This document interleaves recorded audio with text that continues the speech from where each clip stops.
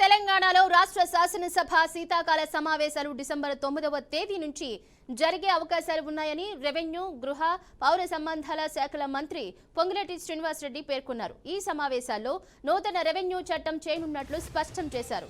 రాష్ట్ర సచివాలయంలోని తన ఛాంబర్లో మీడియాతో ఇష్టాగోష్ఠిగా మాట్లాడారు. పాత్రికేయుల పలు అంశాలపై వేసిన ప్రశ్నలకు అభిప్రాయాలు పంచుకున్నారు. రైతుల సమస్యలన్నింటికీ చరమగీతం పాడేందుకు కొత్త ఆర్ఓఆర్ చట్టాన్ని తీసుకొస్తామని, దీనిపై సభలో చర్చ పెట్టనున్నట్లు పేర్కొన్నారు.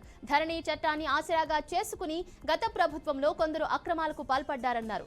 రంగనాయక భూసేకరణ నోటిఫికేషన్ పేరుతో రైతులను భయభ్రాంతుల్ని చేసి మాజీ మంత్రి హరీష్ రావు భూములు కొనుగోలు చేశారనేది స్పష్టమవుతోందన్నారు.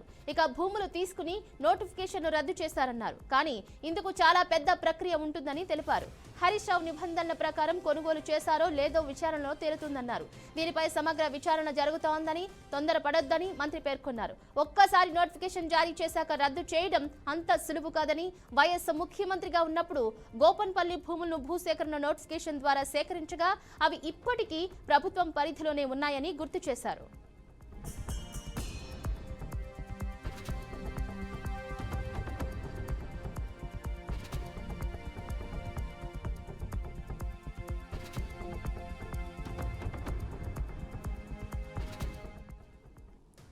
ఇక ఇదే అంశానికి సంబంధించి మరింత సమాచారాన్ని మా ప్రతినిధి భాస్కర్ ఫోన్ లైన్ ద్వారా వివరిస్తారు.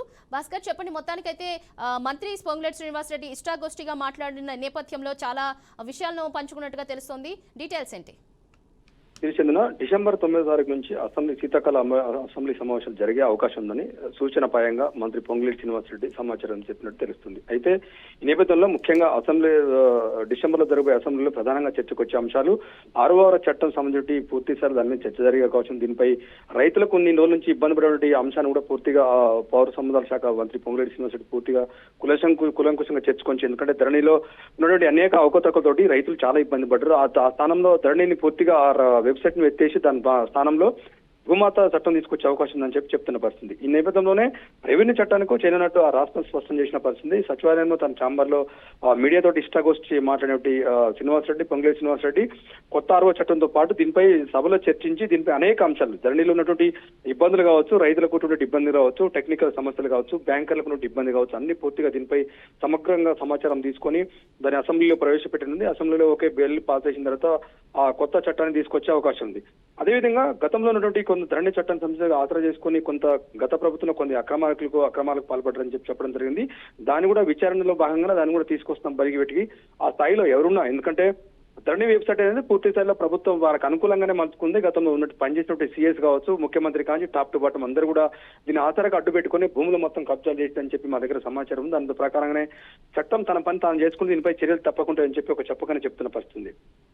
దానిలో భాగంగా రంగనాయక భూసేకరణ నోటిఫికేషన్ పేరుతో రైతులను భయభ్రాంతులకు గురి చేసి అనేక ఇబ్బందులు పెట్టి రైతులను భూములు కొనుగోలు చేశారని చెప్పేసి హరీష్ రావుని చేయడం జరిగింది. ఆ రోజునే తప్పకుండా దీనిపై కూడా మేము పూర్తిసారి చేస్తాం, దీనిపై సమగ్ర సమాచారం తీసుకుని ముందుకెళ్తామని చెప్పడం జరిగింది. కానీ ఇందుకు చాలా పెద్ద ప్రక్రియ ఉంటుందని తెలిపారు. అందుకే మామూలుగా నొట్టినే ఏదో ప్రతిపక్ష నేతలు హరీష్ రావు, కేటీఆర్ ఈజీగా మాట్లాడేట్టు ఉండదు. దీనిపై పెద్ద ప్రక్రియ ఉంటుంది. ఇది పూర్తి స్థాయిగా గతంలో చేసినటువంటి ప్రభుత్వాలు చేసిన తప్పులు మరొకసారి మా ప్రభుత్వం చేయదు, ఏది చేసినా ఒక ట్రాన్స్పరెంట్ ఉంటుంది, రైతుల పక్షపాతిగా ఉంటుంది, రైతులకు న్యాయం చేసే విధంగా ఏ చట్టం తీసుకొచ్చినా వారికి అనుగుణంగా పనిచేస్తామని చెప్పి చెప్తున్న పరిస్థితి. దానిలో భాగంగానే గతంలో చేసినటువంటి వైఎస్ ముఖ్యమంత్రి ఉన్నప్పుడు గోనెపల్లి భూములను భూసేకరణ కావచ్చు నోటిఫికేషన్ ద్వారా సేకరించగా అవి ఇప్పటికీ ఇంకా ప్రభుత్వ పరిధిలో ఉన్నాయని చెప్పి గుర్తు చేశారు. గతం ముఖ్యమంత్రి వైఎస్ రాజశేఖర్ ఉన్నప్పుడు కొన్ని ఆ భూసేకరణలో భాగంగా ప్రాజెక్టులు కొన్ని ల్యాండ్ యాక్టివేషన్ చేస్తారు, అవి ఇంకా ప్రభుత్వ భూములే ఉన్నాయి. దానికి సంబంధించి పూర్తిగా ఇంకా సమాచారం తీసుకుంటాం, దీనిపై సమగ్ర విచారం కూడా చేపట్టడం చెప్తుంది. అదే నేపథ్యంలోనే ఆ రానున్న సమావేశాల్లో పూర్తి స్థాయిలో ప్రజలకు అనుకూలమైన చర్చలు, ఇటు ప్రజాపాలనలో ఉన్నటువంటి తర్వాత అనేక అంశాలు, ఇవాళ రైతు రుణమాఫీ కావచ్చు, రైతు బంధు కావచ్చు, భూమాత చట్టం కావచ్చు, ధరణి చట్టం కావచ్చు, అనేక అంశాలు పూర్తి స్థాయిలో.